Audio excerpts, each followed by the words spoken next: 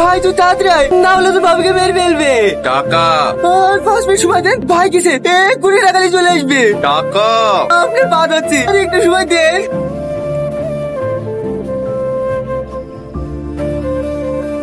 টাকা। ভাই ভাই এলো টাকা। কত কত করে তোর আসছে? এলেন স্যার, তো পুরো 10 লাখ আছে। দয়া করে বলেন না স্যার, আমার বউটাকে ছেড়ে দিতে, ওকে এক্ষুনি হাসপাতালে নিয়ে যেতে হবে। ওই ছেড়ে দে। তুই তাদের গাড়ি বের কর।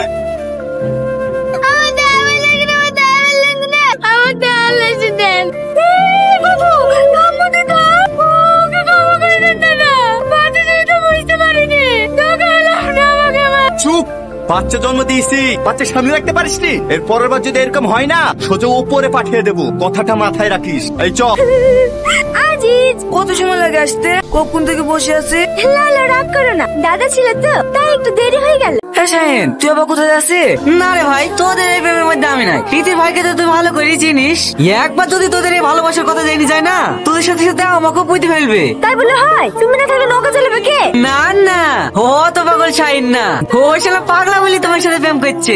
আমি আর এখানে থাকি। থাকবা না? ঠিক আছে যাও, আমি আজ ভাইকে গিয়ে বলবো শাহিন নামের ওই ছেলেটা রাস্তায় দেখলে আমাকে জ্বালায়। ও মা, ও কাজ করো না মা, আমি বসছি। আচ্ছা আচ্ছা ঠিক আছে যাও, নৌকা ছাড়ো। আজকে আমরা ফুলতলা ঘাটে ঘুরতে যাবো। চোখ বন্ধ করো, তোমার জন্য একটা গিফট আছে। এবার খোলো। মোবাইল? হ্যাঁ, তোর পছন্দ হয়েছে? পছন্দ হয়েছে? তুমি আমাকে এত কিছু দাও আর আমি তোমাকে কিচ্ছু দিতে পারিনি। বুদ্ধু কোথাকার, না ধরো। হ্যাঁ, মোবাইলটা দিয়ে কিন্তু আমার খুব ভালোই হলো। হ্যাঁ, তোমরা তো এখন থেকে ফোনে কথা বলবা, আর দেখা করতে আসবে নাকি? কে বলেছে দেখা করতে আসবো না? মোবাইল তো রাতে কথা বলে লেগি, আর সাথে দেখা না করলে আমি থাকতে পারবো নাকি? কি ব্যাপার, টনি দাদার বোন এই ছেলেটার সাথে কি করছে? এই খবরটা তো দাদাকে দিতেই হয়। নদীর ঢেউগুলোকে দেখো, ওরা কত স্বাধীন, নিজের ইচ্ছে মতো বয়ে চলেছে। চলো না আমরাও এই ঢেউয়ের সাথেই অনেক দূরে ভেসে যাই, যেখানে আমাদেরকে কেউ খুঁজে পাবে না। আমাকে নামে দিয়ে যাও গো, নাহলে আমার গার্লফ্রেন্ড আমার কাটবে। আমার কথা তো আপনার বিশ্বাস ছিল না, আপনি নিজের চোখে দেখেন। আজিজ, চালাসনি তো? গেলো পিছনে দেখ। দাদা, তোর এত বড় কালেজ, আমার বোনের সাথে প্রেম করিস? কিরে, আওয়াজ কোথা থেকে আসছে? ওই দেখেন। ওর মুখটা খুলে দে। দাদা, দূর থেকে বল, মুঙ্গল লেগে যাবে তো। দাদা আমার কোনো দোষ নাই। বীরকার মতন আমাদের জান্ন বিক্রি দেন, আমি ওকে এমন চলে যাবো, আপনাকে গুগলে খুঁজে পাবেন না। বললো তো তোর ভাইয়ের কি করবো? আমার চাচাই তো ভালো, তো কি হলো? আপনার যা ভালো মনে হয় তাই করে। ও অন্যায় করেছে, শাস্তি পাবে। শোন, শুধু নুটুর মুখ পানে থাকে তোকে ছেড়ে দিচ্ছি। এর পরের বার যদি এই এলাকায় দেখি না, সেখানে পুঁতে রেখে দেবো। চল হাট। কিরে, কার ফোন করছে? ঋতিকে। কি, তোর কি জানে কোনো মনে নাই? সোনা ভাই, একবার কি দেখা করে আসি। তোর কি মাথা খারাপ হয়ে গেছে? এক্ষুনি মরতে মরতে বেঁচে আসলো, আবার তুইও জমের মুখে যাবি? শুধু আমি না, সঙ্গে তুইও যাবি। দেখ ভাই, সবসময় আর কি ভালো লাগে না, তাড়াতাড়ি চ। আর কি মারছে নি, শেষবার মতো ওর সাথে একবার দেখা করেই চলে আসবো।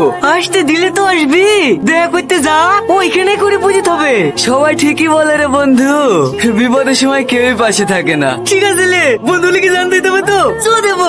দাদা দাদা, গতকাল মোবাইল শাহরুখ খানে প্রপোজ করে দেখালাম না, ওইভাবে কি প্রপোজ করে দেবেন, দেখবেন রাজি হবে। যেভাবেই প্রপোজ করুক, মাঝখান দিয়ে ফুলটাই নষ্ট হবে। কি বিড়বিড় করছি রে? দোয়া করছি আজকে জানি আপসেট করে লাই। কর কর, ভালো করে দোয়া কর। একটু দাঁড়াও। বলেন।